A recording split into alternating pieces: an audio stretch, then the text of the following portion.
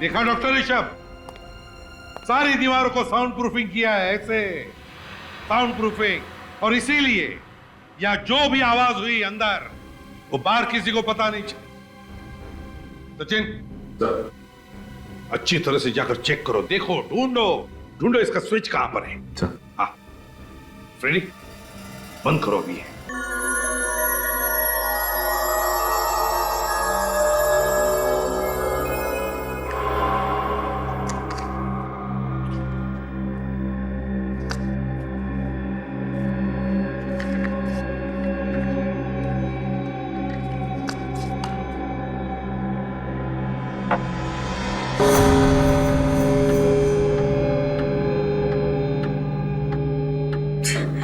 ये घड़ी की आवाज कितनी डरावनी है ना कोमल। हाँ हाँ मुझे मालूम है तू ऐसा क्यों कह रही है। तेरे दिमाग में ना अभी भी वो हॉस्पिटल की पुरानी कहानियां वो घूम रही है। नहीं, ऐसी कोई बात नहीं है। मैं तो इसलिए ऐसा कह रही हूँ क्योंकि ये अपना फ्लोर कितना सुनसान है ना, सिर्फ 2 मरीज और हम दोनों के अलावा एक स्टाफ वाला और है बस।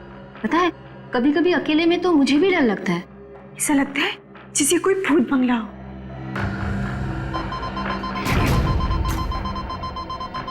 कोमल, एक इमरजेंसी है फर्स्ट फ्लोर पे, मैं अभी आती हूँ। हाँ।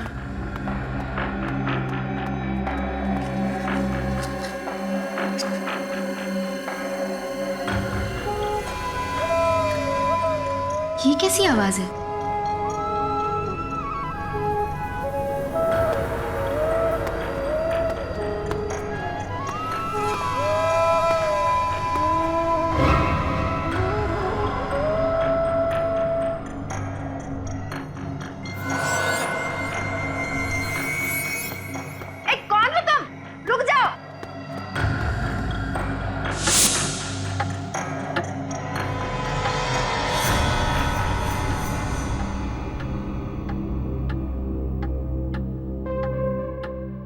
ये काम अधूरा छोड़कर कोमल कहाँ चली गई?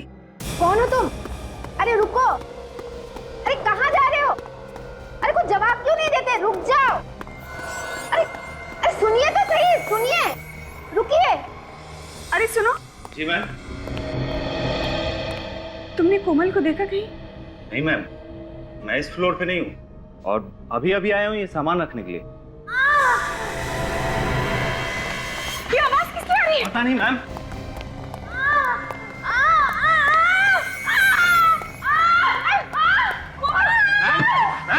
मैम क्या हुआ मैम? मैम क्या हुआ मैम? मैम मैम अरे क्या हुआ? मैम क्या हुआ? एक आदमी सफेद कौन सफेद? सफेद कपड़ों में। क्या हुआ?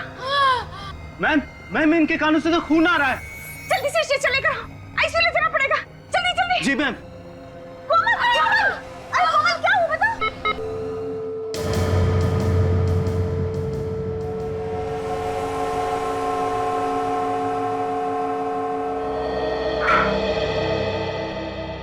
सारी कोशिशें बेकार गई। She is dead. ऐसा इसने क्या सुन लिया जिससे इसके कान के पर्दे भी फट गए और ब्रेन हेमरेज भी हो गया। इसके दिमाग में कोई बीमारी थी, इसने कभी ऐसा कुछ नहीं बताया था। सर, उस कॉरिडोर में ही कुछ हुआ था, वरना ये तो ठीक ठाक थी। जब तुम्हें ऐसी हालत में मिली थी, इसने तुमसे कुछ कहा था? नहीं सर, मुझसे तो कुछ भी नहीं कहा था, लेकिन हाँ एक आदमी से डरी हुई थी और कह रही थी कि उसे कोई आदमी दिखा था जो सफेद कपड़ों में लिपटा हुआ था। सफेद कपड़ों में? कौन हो सकता है कॉरिडोर में? इस हॉस्पिटल में ही कुछ गड़बड़ है। हॉस्पिटल खुले हुए अभी कुछ दिन हुए हैं और ये सब नाटक शुरू हो गया। क्या हो रहा है? अपनी जबान पे काबू रखो और कोई भी इस तरह की अफवाह मत फैलाओ। सर, सबको मालूम है यहाँ पे पहले दिमाग का हॉस्पिटल था। इस तरह की घटनाओं की वजह से ही ये हॉस्पिटल बंद हुआ था। सुना तो मैंने भी था, उस वक्त भी ऐसे कुछ लोगों की मौत हुई थी। तुम लोगों को शर्म नहीं आती इस तरह की बातें करते हुए? जिस थाली में खाते उसी में छेद करते हो। सर, हमें डीन से ये सब कुछ बातें कर लेनी चाहिए। हाँ, लेकिन इसे ब्रेन हेमरेज हुआ कैसे?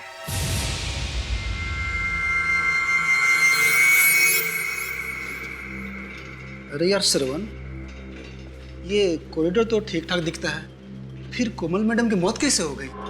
वो सब बातें मत कर, कोई सुन लेगा। हमें क्या लेना देना उस बात से? लेना देना है, आखिर उसकी मौत अचानक कैसे हो गई बिना किसी वजह के? रात को 4 बजे ये सब बातें डिस्कस कर रहा है तू? आसपास कोई हो सकता है। कहाँ पे? मैं बोल भी नहीं सकता हूँ, वो सुन लेंगे तो नाराज हो जाएंगे। तुम्हें ना यार पक्का डरपोक है।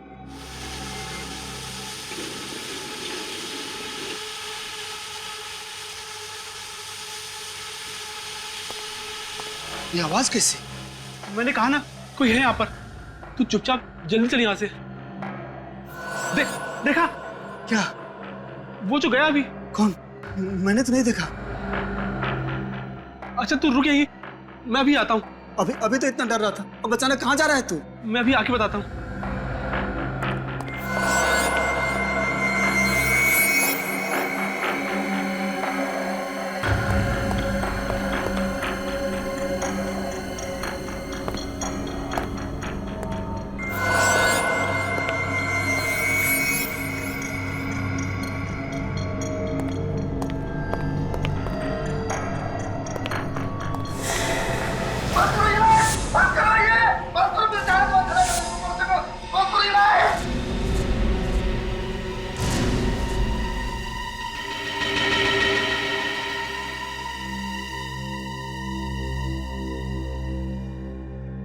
समझ में नहीं आ रहा। श्रवण के कान के पर्दे फट गए और कोमल के भी, और फिर दोनों को ब्रेन हेमरेज हो गया था।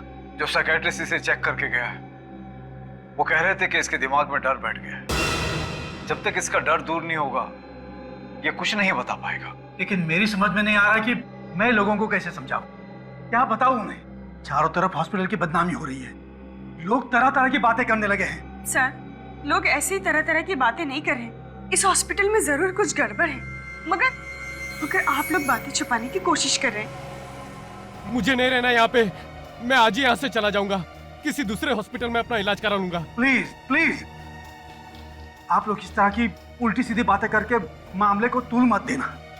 देखिए, मैंने सीआईडी को इन्फॉर्म किया है, अब सच्चाई क्या है ये वो लोग ही ढूंढ निकालेंगे। हाँ, असलियत ढूंढ निकालेंगे आप।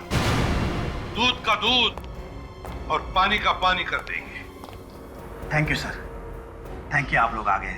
सर, मैं डॉक्टर ऋषभ, इस हॉस्पिटल का डीन, और यह है डॉक्टर केतन और यह है डॉक्टर दुष्यंत। सर, अब आप लोग ही बचा सकते हैं हमारे हॉस्पिटल को बंद होने से। बताइए क्या हुआ है? हमारे हॉस्पिटल की एक नर्स कोमल और एक वार्ड बॉय श्रवण, इन दोनों की मौत हो गई है। और ये दूसरा वार्ड बॉय चंदन, इसके कान के पर्दे फट गए हैं। श्रवण और कोमल, इनकी मौत कैसे हुई?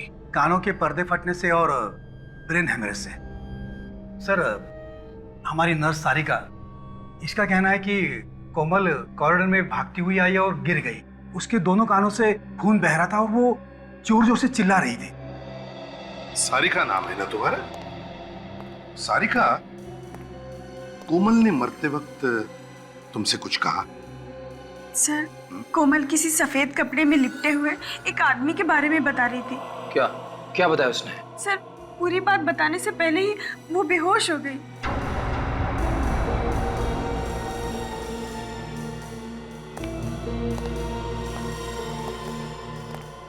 चंदन और श्रवण, क्या इन दोनों के साथ भी वैसा ही हुआ जैसा सारिका बता रही है? जी सर, इन दोनों की मौत भी ठीक वैसी हुई, और वो भी उसी कॉरिडोर में। अच्छा, ये चंदन ने खुद कुछ बताया था? नहीं सर, ये कुछ बोलने की हालत में नहीं है। बोलने की हालत में नहीं है? डॉक्टर साहब। हाँ। चंदन, श्रवण और कोमल, इन तीनों के मेडिकल रिपोर्ट्स और चंदन का ब्लड सैंपल चाहिए हमें। श्योर। और वो कॉरिडोर दिखाइए जहां पर कान के पर्दे फटने से और ब्रेन हेमरेज से दो मौतें हुई हैं। आइए सर। चलिए।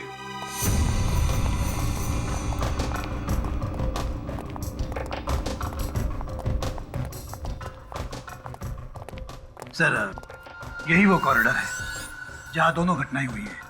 सारिका, तुम उस वक्त कहाँ पर थी? सर मैं और कोमल सामने कैबिन में बैठे हुए थे सर।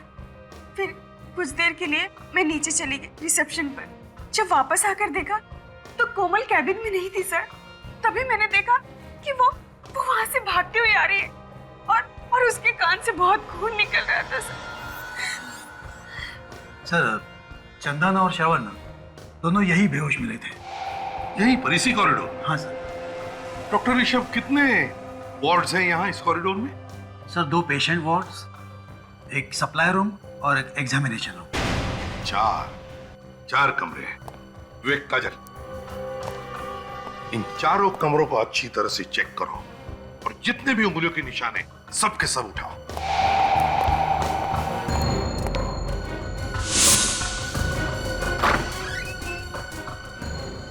इसे एक बात बताओ,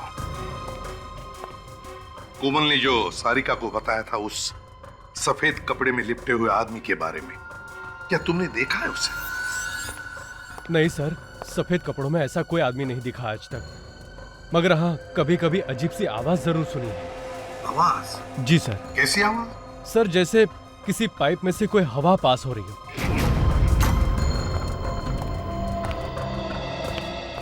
डॉक्टर ऋषभ। Yes sir. आपको हमारे साथ चलना होगा, आपसे कुछ जरूरी सवाल करने हैं।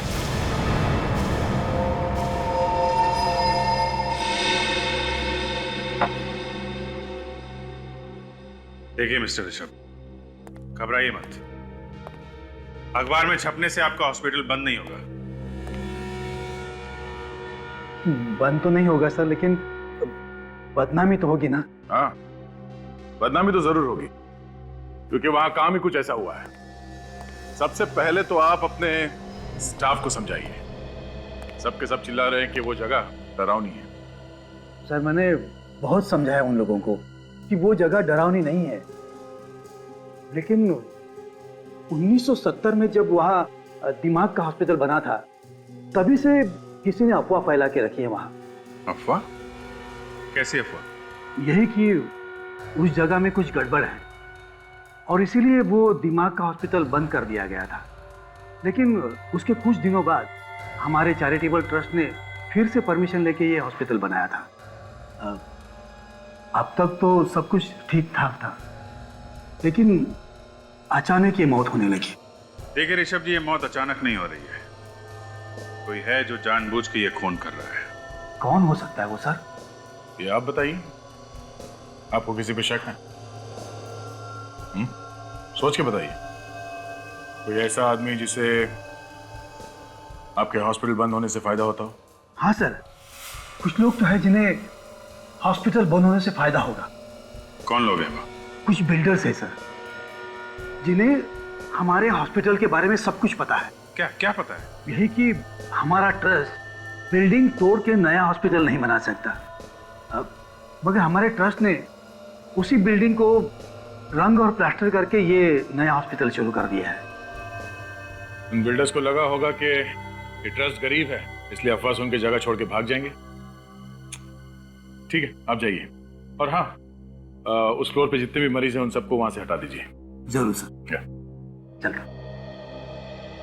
इस हॉस्पिटल का इतिहास टटोलना होगा और बिल्डर्स के बारे में भी पता करो। कौन लोग हैं जो हॉस्पिटल बंद कराना चाहते हैं?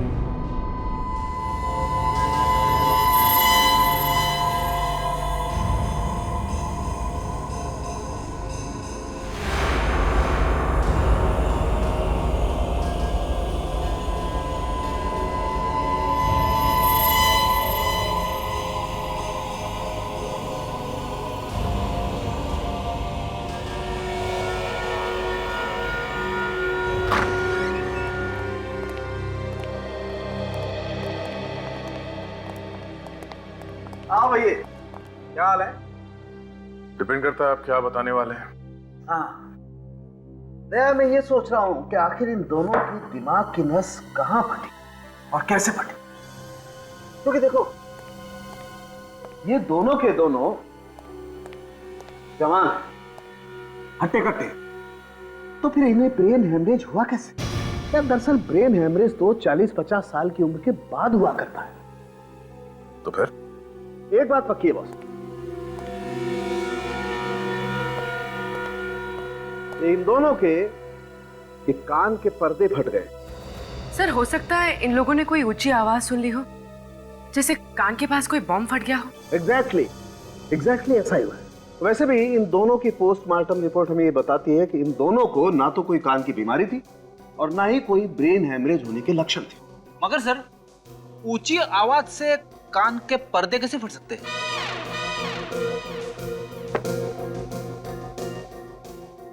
अपना कान यहाँ लाओ, अपना कान मेरे मुंह के पास लाओ।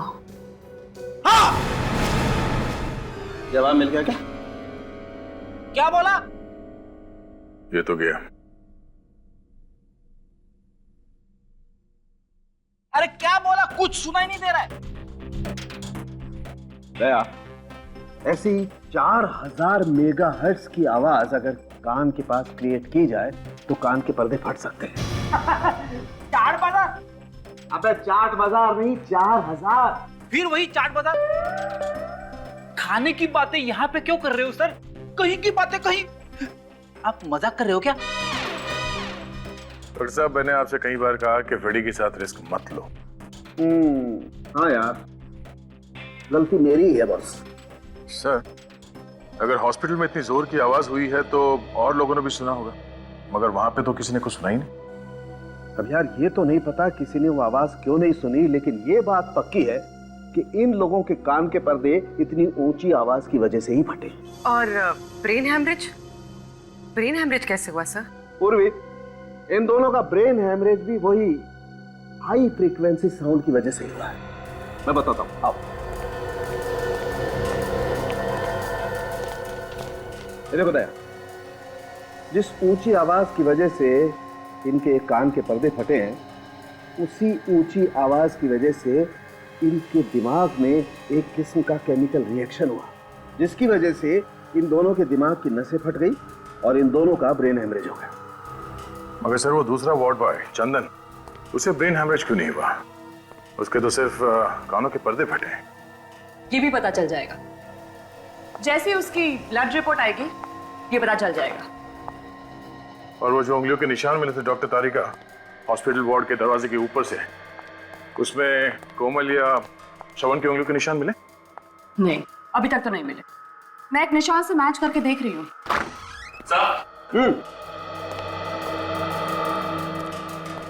सर, चंदन के खून की रिपोर्ट। Okay, thank you.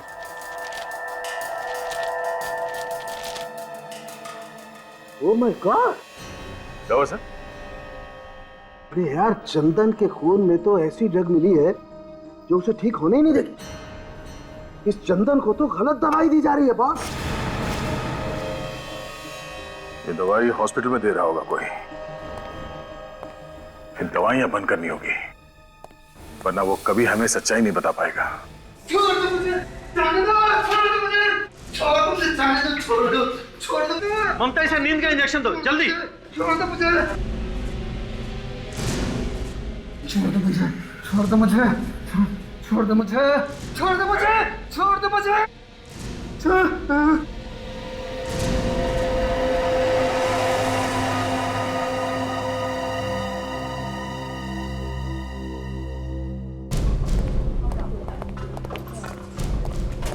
इसे हर तरह की दवाइयां कर दी, लेकिन इसकी हालत में कोई भी सुधार नहीं आ रहा। ममता, तुम ऐसा करो, जो प्रेस्क्राइब्ड इंजेक्शन है ना, वो इसे दे दो। जी डॉक्टर।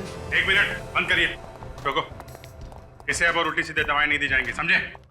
आप कौन सी उल्टी सीधी दवाइयों के बारे में बात कर रहे हैं? वही जो आप लोग इसे दे रहे हैं, इससे ये कभी ठीक नहीं होगा। ये क्या कह रहे हैं आप? देखिए, हमें इसके खून में साइको रिएक्टिव ड्रग्स मिले हैं, जिससे इसका दिमाग हमेशा के लिए बंद हो जाएगा। लेकिन ये कैसे हो सकता है? हम तो इसे वही दवाइयां दे रहे हैं जो प्रेस्क्राइब्ड है। ये देखिए, इस पे लेबल भी लगा हुआ है। देखिए डॉक्टर साहब, आप हमारी बात को समझ नहीं रहे। लेबल कुछ भी लगा हो, लेकिन अंदर दवाई नकली है। इसकी दवाई बदली गई है। लेकिन ये ऐसा कौन कर सकता है? आपने बदली होगी। लेकिन मैं ऐसा क्यों करूंगा सर? इस मरीज का इलाज तो आप ही करते हैं ना, तो आप ही ने किया होगा, और कौन करेगा? सर, लेकिन मैंने इसे दवा नहीं दी है। तो फिर कौन देता दवा इसे? वो सर, सारिका ही इसको दवाई देती थी और इंजेक्शन भी वही तैयार करती थी। लेकिन आज उसकी ड्यूटी दूसरे वार्ड में है। ये सारिका वही है ना जो उस रात कोमल के साथ में थी? जी। जरा बुलाइए उसे। जी।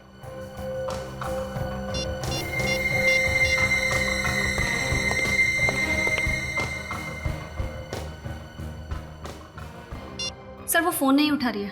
सर कहीं वो भाग तो नहीं गई? सारिका मैडम से क्या हो गया? सारिका मैडम! क्या हुआ? सारिका मैडम! Oh no. देखो जरा। ये तो मर चुकी है। ओह, ये हथेली देखो। लगता है जहरीली पिन मारी गई है और नीला पड़ गया आसपास। काजल, अच्छी तरीके से बॉडी चेक करो। सब।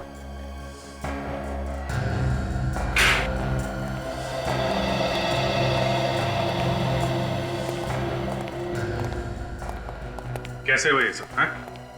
साहब मैं डिटर्जेंट का बॉटल लेने गया था साहब, तो उसी टाइम देखा कि सारिका मैडम मरी पड़ी है। तुमने यहाँ पे और किसी को देखा? नहीं साहब, सर मैंने 15 मिनट पहले सारिका मैडम को कॉरिडोर पे देखा, वो बिल्कुल ठीक थी सर। फिर पता नहीं सर उनको क्या हो गया। अच्छा, जब तुमने इसे देखा था तो ये अकेली थी या इसके साथ में कोई और भी था? नहीं सर, वो अकेली थी। वो तो सर अपना हाजिरी बना के स्पेशल वार्ड में किसी मरीज का ब्लड प्रेशर चेक करने गई थी। मैंने भी उससे नई दवाइयों की फाइल के बारे में पूछा था, तब तक तो वो सही थी। फिर कौन मार गया उसे?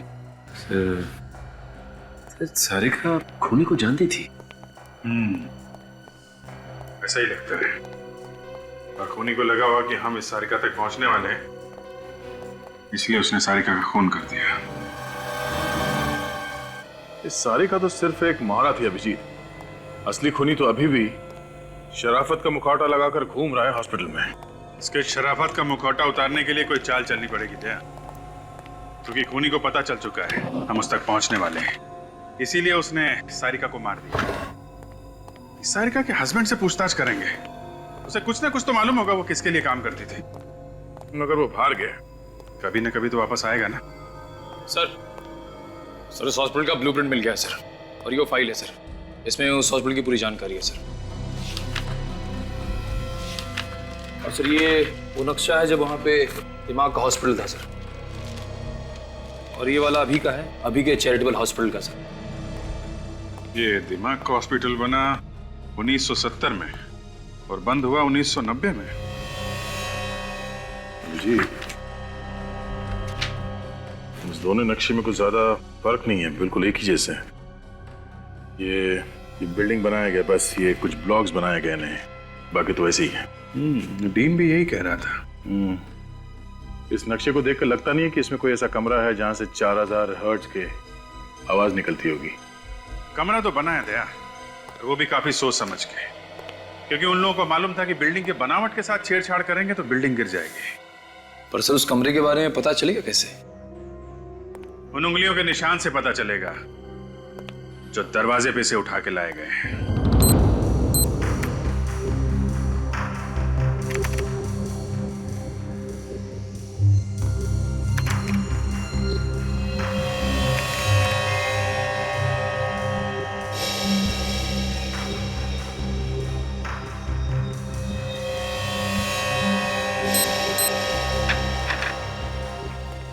अभिजीत, हॉस्पिटल के उस कॉरिडोर में जितने भी दरवाजे हैं उन सब पर उंगलियों के निशान तो काफी हैं, लेकिन मरने वालों में से किसी की भी उंगलियों के निशान वहां पर नहीं है। कमाल की बात है, एक भी निशान नहीं है। नहीं, एक और कमाल की बात है, उस कॉरिडोर में एक कमरा ऐसा भी है जिसके दरवाजे पर सिर्फ 2 लोगों की उंगलियों के निशान है। और वो 2 निशान है किसके? विवेक और काजल। विवेक और काजल की उंगलियों के निशान उस दरवाजे पे मिले? शायद हुआ ऐसा होगा कि खूनी ने जाते वक्त दरवाजे पर जितने भी उंगलियों के निशान थे सब साफ कर दिए, लेकिन जब काजल और विवेक कमरे में चेक करने के लिए पहुंचे तो उनकी उंगलियों के निशान उस दरवाजे पर रह गए। मतलब खूनी हॉस्पिटल का ही कोई आदमी है, और उन दोनों मरने वालों को जो कुछ भी हुआ है उस कमरे में ही हुआ है। शायद खूनी वहां छुप के बैठा होगा मगर उस कमरे को विवेक और काजल ने बहुत अच्छी तरह से चेक किया और वहां पे ऐसी कोई चीज नहीं मिली जिसकी आवाज से कानों के पर्दे फट जाएं। फिर भी दया, फिर से चेक करना पड़ेगा वो कमरा। सर, 2 बिल्डर्स के बारे में पता चला है सर, जो दुआ कर रहे कि हॉस्पिटल बंद हो जाए और वो लोग उसे खरीद सके। अच्छा, कौन लोग है ये? एक है जयंत और दूसरा दामोदर। सर, ये जयंत वहाँ पे एक हाउसिंग सोसाइटी बनाना चाहता है और दामोदर वहाँ पे एक बड़ा सा मॉल बनाना चाहता है। तो फिर इन दोनों में से कोई है जो हॉस्पिटल को बदनाम करके फायदा उठाना चाहता है। एक अजीब बात और है सर। अरे तो पेट में क्यों छुपा रखा है? बता ना, क्या अजीब बात है? ये दामोदर पिछले 1 महीने से कर्नाटक में है, लेकिन जयंत उसी हॉस्पिटल में भर्ती है जहाँ पे ये सब हो रहा है। अच्छा, जयंत उसी हॉस्पिटल में है।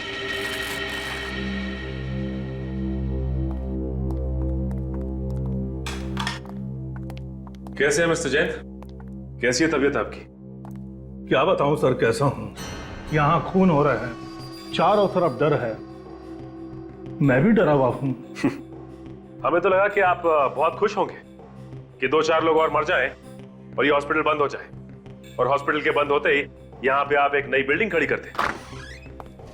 सर, जैन बहुत बड़ा आदमी है, उसके साथ छेड़छाड़ करने से हंगामा हो सकता है, और फिर अगर न्यूज़पेपर में आ गया तो हमारे हॉस्पिटल की बदनामी होगी सर। तो अब क्या हो रहा है, हैं? अब क्या हो रहा है डॉक्टर ऋषभ? कोई कसर बाकी है हॉस्पिटल की बदनामी होने की? जो कुछ भी हुआ है ना, इसी कमरे में हुआ है, इसी कमरे में। सर, यहाँ तो मरीजों की जांच होती है। तो फिर इसका मतलब है बहुत सारे मरीज आते होंगे इस कमरे में। हाँ। तो फिर उनकी उंगलियों के निशान कैसे नहीं इस कमरे के दरवाजे पर? क्या बिना हाथ लगाए अंदर घुस आते? ये आप क्या कह रहे हैं? मैं भला ऐसा क्यों करूंगा? मैं कुछ समझा नहीं। इतने नासमझ तो आप लगते नहीं हैं। आप इस हॉस्पिटल की जमीन को खरीदना चाहते हैं ना, इसलिए हॉस्पिटल को बदनाम करने के लिए आपने लोगों का खून कर दिया। यहाँ का स्टाफ और यहाँ के मरीज हॉस्पिटल छोड़कर भाग रहे हैं, लेकिन आप है कि यहीं पे चिपके हुए। क्यों? मैंने खून नहीं किया। तो फिर हॉस्पिटल में मरीज बन के आने का आपका मकसद क्या है? मरीज हूँ तो मरीज बनकर ही आऊंगा ना। रेडी? या जितनी भी मशीन है, एक एक मशीन को अच्छी तरह से चेक करो, एक एक मशीन को। कोई भी चीज छूटनी नहीं चाहिए। वो चीज यहीं पर छुपी है जिसमें से वो भयानक आवाज आकर लोगों के कानों के पर्दे फटे, समझे? वैसे ये आपकी रिपोर्ट तो बताती है कि आपके दिल में दर्द उठा था और आप भागते हुए हॉस्पिटल चले आए थे, लेकिन हॉस्पिटल के डॉक्टर्स का कहना है कि आपके सीने में दर्द वर्द कुछ नहीं हुआ था, सब नाटक था। जब तक दर्द चला गया था। ओह, आपका दर्द चला गया, लेकिन आप यहाँ पे चिपक कर बैठ गए। क्यों?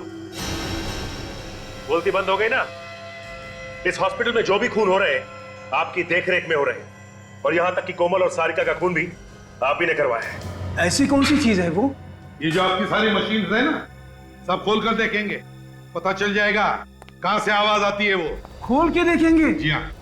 ये मशीनें खराब हो जाएगी सर, बहुत कीमती मशीनें हैं ये। आपकी मशीनें कीमती है या इंसान की जान कीमती है? कैसे डील है आप? कैसे डॉक्टर है आप? आपको ऐसे नहीं लगता कि पता लगाना चाहिए क्यों जाने जा रही है लोगों की? रेडी? ये सारी मशीन खोलने का हमारे पास सामान है ना? है ना सर, गाड़ी में लेकर आओ, और मजदूर भी लेकर आना। कुछ तोड़ के देखना। तोड़ना है? सर, आप मानो या ना मानो, ये खून मैंने नहीं किए। तो फिर मरने से पहले सारिका इस वार्ड में क्यों आई? मुझे नहीं मालूम। हमेशा तो दूसरी नर्स आती थी, पता नहीं उस दिन वो क्यों आई थी। उस दिन कौन सी नर्स ड्यूटी पे थी यहाँ पे? ड्यूटी तो मेरी थी, पर सारिका यहाँ पे क्यों आई थी ये मुझे नहीं मालूम। ये तो हम पता लगा ही लेंगे, लेकिन जब तक ये केस सॉल्व नहीं हो जाता आपको इस हॉस्पिटल में कुछ और दिन आराम करना होगा। जी हाँ जी, बोलिए क्या चाहिए? हम लोग सीआईडी से। आप प्रतीक हैं, सारिका के हस्बैंड? जी। देखिए, एक अजीब बात पता चली है। जो आदमी हॉस्पिटल में मर्डर कर रहा है, आपकी वाइफ उसके साथ मिली हुई थी। शक था मुझे भी यही शक था। जरूर वो कोई गलत काम कर रही है। अगर आपको शक था तो आपने पूछा नहीं अपनी वाइफ से? पूछा था सर, लेकिन उसने कुछ नहीं बताया। चुप चुप के रोज फोन पे बातें किया करती थी किसी से।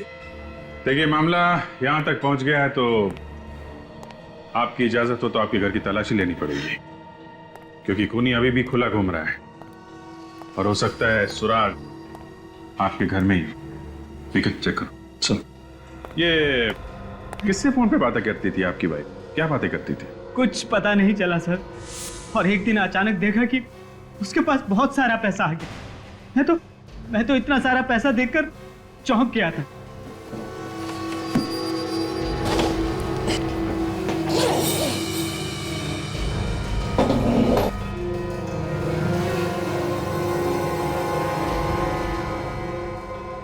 सर, तो म्यूजिकल इंस्ट्रूमेंट ये आप बजाते हैं?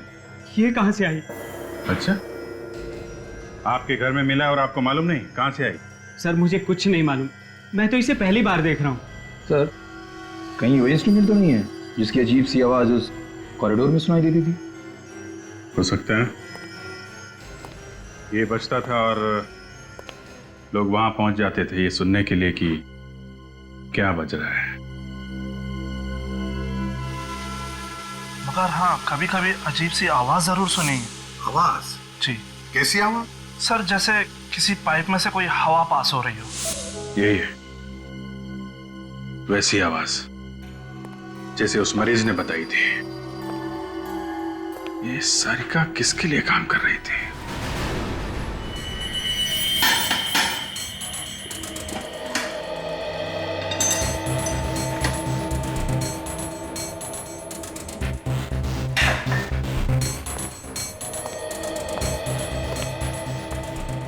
सर, इस आदमी को पता भी नहीं कि क्या करना है, फिर भी इसने सारी मशीनें खोल के रखी है। ये आदमी ट्रेन है क्या? ट्रेंड नहीं हूं, लेकिन गधा भी नहीं हूं, समझे?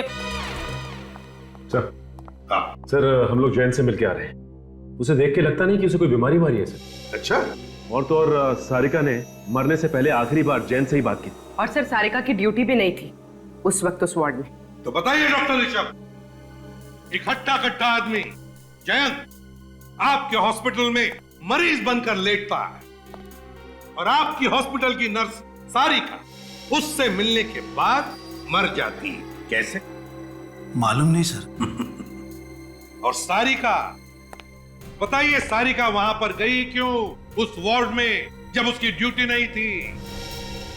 मुझे मालूम नहीं सर। अरे इसके अलावा कोई जवाब है क्या नहीं आपके पास?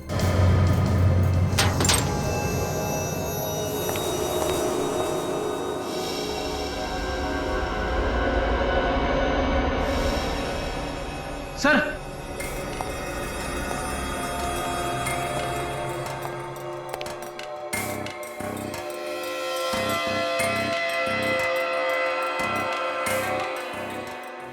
सोनिक वेपन, आवाज का हथियार।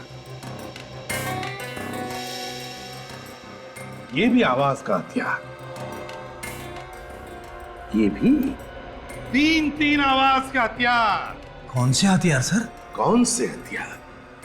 ये वही हथियार है जिसमें से वो भयानक आवाज निकलने की वजह से चंदन, कोमल और श्रवण के कान के पर्दे फट गए। ये तीनों डिवाइसेस इस मशीन के अंदर कैसे पहुंचे? यही तो हम भी पूछना चाहते हैं आपसे डॉक्टर ऋषभ, कि तीनों के तीनों आवाज के हथियार इतने बड़े मशीन के अंदर कहां से आए? बताइए कहां से आए, बताइए। सर, ये देखिए सर, ये वायरिंग इस कमरे से होके उस कमरे की तरफ जा रही है। लेकिन सर वो आवाज इतनी जोर से हुई कि उन तीनों के कान के पर्दे फट गए, तो फिर वो आवाज हमें क्यों सुनाई नहीं दी? आपको क्यों नहीं सुनाई पड़ी? सचिन, बाहर मजदूर आए होंगे, बुलाओ उन्हें अंदर।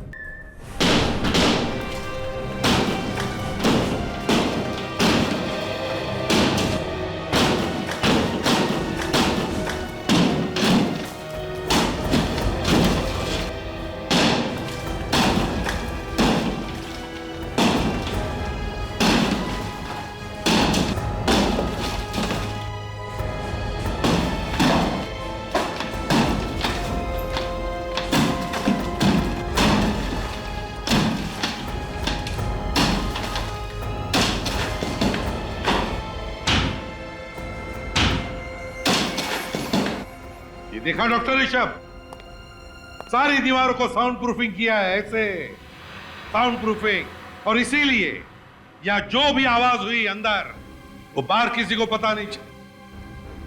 सचिन, अच्छी तरह से जाकर चेक करो, देखो, ढूंढो इसका स्विच कहां पर है।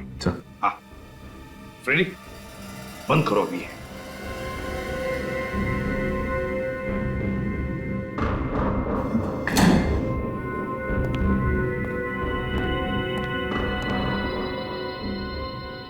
पूर्वी, फ्रेडी, अपने अपने कान इन ईयरमफ से अच्छी तरह से ढक लो, हैं?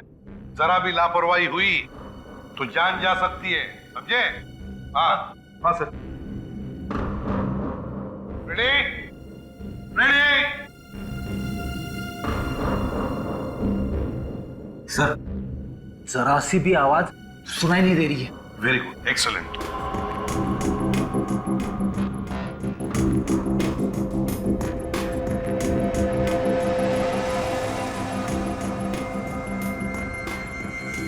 अब जैसे ही सचिन को वो स्विच मिलेगा, वो 5 सेकंड के काउंट के बाद वो स्विच ऑन करेगा और फिर इसमें से वो भयानक आवाज आनी शुरू हो जाएगी। ये रहा वो स्विच जिसे खूनी ऑन करता है और वहां से डिवाइस चालू होता है।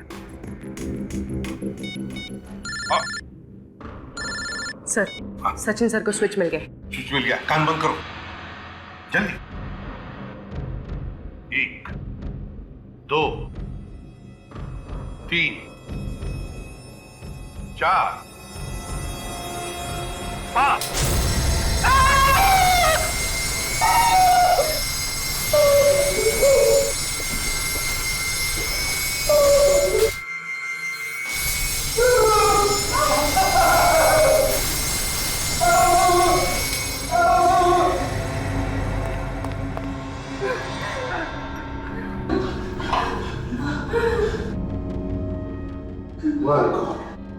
भयानक लाइट है।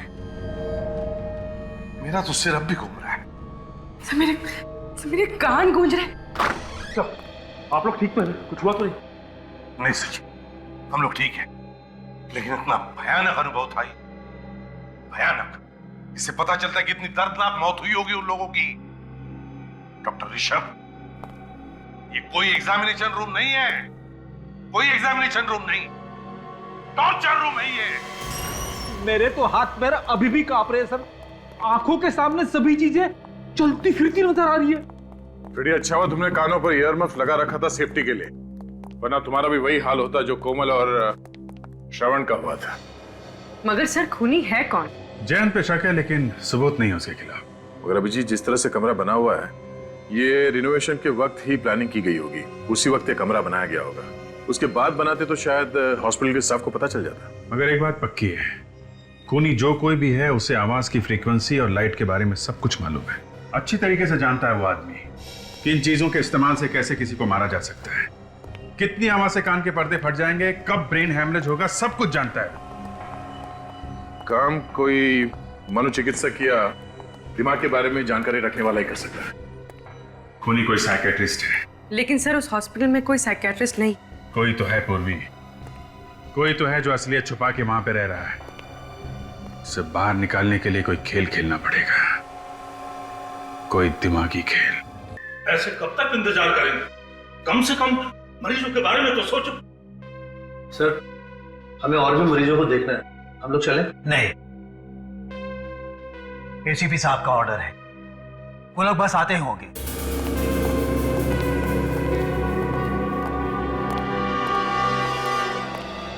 सर, पता चला कि खूनी कौन है? हाँ बिल्कुल पता चल गया, बस थोड़ी देर में बता देंगे। लेकिन फिलहाल हम आप लोगों की हिफाजत करने के लिए आए हैं। किस तरह की हिफाजत सर? आप लोगों पर जिस तरह से हमले हो रहे हैं, उन हमलों से आपकी हिफाजत। सर, ऐसा हो सकता है? इन हमलों से बच सकते हैं हम लोग? क्यों नहीं बच सकते? आप लोगों के कान के पर्दे फटना, ब्रेन हेमरेज होना, इन सभी हमलों से आप बच सकते हैं, क्योंकि हमारे फोरेंसिक सर्जन डॉक्टर साळुंखे इन्होंने एक स्पेशल इंजेक्शन बनवाया है उसके लिए। कहीं हम लोग और भी बीमार तो नहीं हो जाएंगे इस इंजेक्शन से? जी नहीं, आप लोग बिल्कुल मत घबराइए। बहुत सारे टेस्ट करने के बाद ये इंजेक्शन बनाया गया है। मैंने अपने ऊपर भी टेस्ट किया है इस इंजेक्शन को। बिल्कुल चिंता मत कीजिए, कोई प्रॉब्लम नहीं होगी। डॉक्टर साळुंखे, बताएंगे कि इस इंजेक्शन में कौन सी दवाई है? आई मीन, फॉर्मूला क्या है? आप लोगों में से कोई दिमाग का डॉक्टर होगा तो पहचान सकता है फार्मूला क्या है। फिर भी सर आप बताइए तो सही। सोडियम पेंटाथॉल सीरम है इसका नाम। लाओ आ दो। क्या कर रहे हैं आप? क्या हो गया डॉक्टर दुष्यंत? आपने अपना हाथ पीछे क्यों खींच लिया? कुछ परेशानी है क्या आपको? नहीं, कोई परेशानी नहीं है, लेकिन ये समझ में आ गया है कि आप लोग क्या करने जा रहे हैं। अरे वाह, क्या बात है, बड़े होशियार हैं आप डॉक्टर दुष्यंत हैं। तो फिर बताइए, बताइए क्या करने वाले हैं हम? आप लोग हम सबको बेवकूफ बना रहे हैं, क्योंकि सोडियम पेंटाथॉल मानसिक रोग दूर नहीं करता है, बल्कि सच्चाई उगलवाने की दवा है जो कि अपराधियों को दी जाती है। डॉक्टर दुष्यंत, ये सब आप कैसे जानते हैं? वो डॉक्टर दुष्यंत तो और भी बहुत कुछ जानते हैं, है ना डॉक्टर दुष्यंत? ENT स्पेशलिस्ट, कान नाक और गले के स्पेशलिस्ट। वैसे आप मत घबराइए, इसमें सिर्फ ग्लूकोज का पानी है। हाँ डॉक्टर दुष्यंत, तुम्हारी सच्चाई जानने के लिए किया हुआ ये ड्रामा है, समझे? बोलिए क्या बोलना है?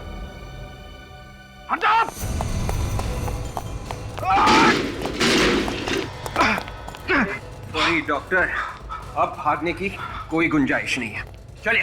क्यों डॉक्टर दुष्यंत, है? क्या हुआ? थक गए? आप कर क्यों? सर इसे ऐसी सजा देना जो जिंदगी में फिर कभी ऐसा गुनाह करने के बारे में सोचे भी तो रूह कांप जाए इसकी। तो बताओ क्यों किए ये खून तुमने? हॉस्पिटल बंद करवाने के लिए। एक डॉक्टर होते हुए भी हॉस्पिटल बंद करवाना चाहते थे आप? इतना घिनौना काम क्यों? क्योंकि किसी ने मुझे पैसों को लालच दिया था। वो जानता था कि मैं दिमाग का डॉक्टर हूं, बिना हथियार के मैं किसी का भी आसानी से खून कर सकता हूं, और इसमें सारिका भी मेरे साथ थी। तो फिर तुमने सारिका को मारा क्यों? क्योंकि उस तक आप पहुंचने वाले थे। मुझे डर था कि अगर उसने मुंह खोल दिया तो मैं मारा जाऊंगा, इसलिए मैंने उसे भी जान से मार दिया। पैसों की लालच वो किसने दिखाई तुम्हें? दामोदर ने। वो यहां पर एक मॉल बनाना चाहता था। और तुम भूल गए कि तुम एक डॉक्टर हो, जान बचाना तुम्हारा काम है, जान लेना नहीं। भूल गए तुम, पेशे से गद्दारी की तुमने, हिपोक्रेटिस की शपथ भूल गए तुम, 3-3 खून किए। अब जेल में सड़ते बैठना, फांसी का ऑर्डर आने तक।